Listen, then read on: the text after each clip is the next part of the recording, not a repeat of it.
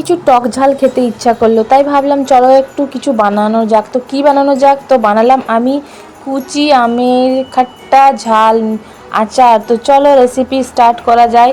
প্রথমে আমরা কাঁচা আম নিয়ে নিয়েছি। এইগুলো অনেক শক্ত টাইপের আম নিবে, যেটা কি তোমরা কুচি করতে পারো। ভালো করে ওটাকে রগড়ে রগড়ে করে ধুয়ে নিতে হবে। ধোয়া যেই হয়ে যাবে ভালো করে ওটাকে কাপড় দিয়ে পুছে নিবে। আর এইখানে আমরা তারপরে কড়াই গরম করতে বসিয়ে দিয়েছি। তোমাদের চাইলে পাঁচফোড়ন চাইলে পাঁচফোড়নটাও নিতে পারো, ইয়া ফির 5টা মশলা জিরা ধনে গোটা সরষে সব মিশিয়ে করে ওটাকে হালকা গরম কড়াতে আমরা ভেজে নিব। তারপরে তোমরা চাইলে আমটাকে ছাড়িয়েও বানাতে পারো, ইয়া ফির আমি একটা ছাড়িয়ে বানিয়েছি দেখো, অমনিও করতে পারো, ইয়া ফির চামড়া ছাড়াবার কোনো দরকার নেই। ওটাতেও আমের আচার খুব টেস্টি লাগে। এরকম মাঝখানে ফাঁকা ফাঁকা করে আর একটু ছোট ছোট করে কেটে নিব। তার সাথে আমরা নিব লঙ্কা, কেন কি আমি বলেছিলাম ঝাল আর টক খেতে ইচ্ছা করছে। তো আমার এদিকে সব ভাজা হয়ে গেছে, তো গুঁড়া মশলাটা আমি বানিয়ে নিলাম।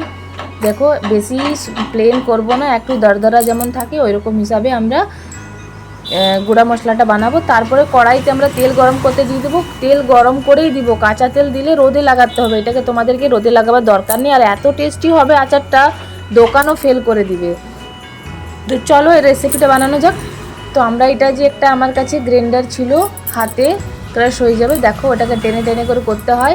সব আমরা নিয়ে নিয়েছি লঙ্কা রসুন আর আম, তিনটাকে আমরা ভালোভাবে ওই কুচিটা কুচি কুচি করে নেবো। ছোটো ছোটো হাতে তো এত ছোট হবে না, আর গ্রাইন্ডারে দিলে অনেক পাতলা হয়ে যাবে, একদম মিহিন হয়ে যাবে। তো আমাকে অত মিহিন করার নেই, যেমন দোকানে পাওয়া যায় ছোট ছোট টুকরা মুখে আসে সব ফ্লেভার রসুন লঙ্কা আর আমের। তো তাই জন্য আমরা এইটা দিয়ে ক্রাশ করে নিব ভালো করে, ছোট্ট ছোট করে। দেখো কি সুন্দর করে ক্রাশ হয়ে যাচ্ছে। তো আমার দেখো সব কিছু ক্রাশ হয়ে গেছে। লঙ্কা আর জল যেমন না থাকে বেশি, জলটাকে যখনই ধুবে তখনই করে নেবে। এখানে দিব আমি হলুদ গুঁড়া 1 চামচ, আর লাল এটা কাশ্মীরি লাল করার জন্য ওটা 1/2 টিস্পুন দিলাম। আর তারপরে স্বাদ অনুসার নমক দিয়ে নুন দিয়ে করে রেখে দেবো। ওটাকে ভালো করে মিক্স করে দেব। একটু আচারে একটু নুনটা বেশি থাকে তবেই ভালো লাগে। তো ওটাকে ভালো করে, আর এই যেই মশলাটা বানিয়েছিলাম ওটা আমরা দিয়ে দেব। তারপরে দিয়ে করে একটু ভালো করে মিশিয়ে নেব। ভালো করে চামচে ডলে ডলে করে একদম মিশিয়ে করে সুন্দরভাবে রেখে নেব।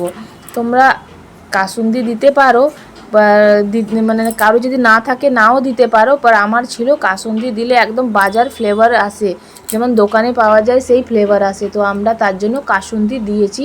আর আমাকে কাসুন্দির আচার খুব টেস্টি লাগে, এত টেস্টি লাগে না দেখো। আর এখানে দিয়েছি লেবু, লেবুটা দিলে অনেক দিন তো টিকে থাকে আচারটা।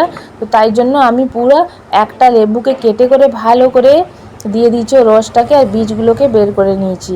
বীজগুলো যদি চলে যায় মুখে লাগলে একদম তিতো লাগবে।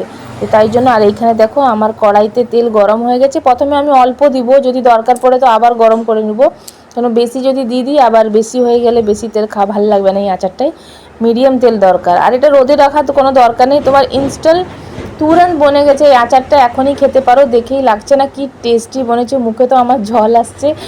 আর একদম এই যে লেবুটা দিয়েছিলাম ওটা একদম দোকানের ফ্লেভার আসে। আর দেখো আমি এটা বোতলে প্যাক করে নিচ্ছি।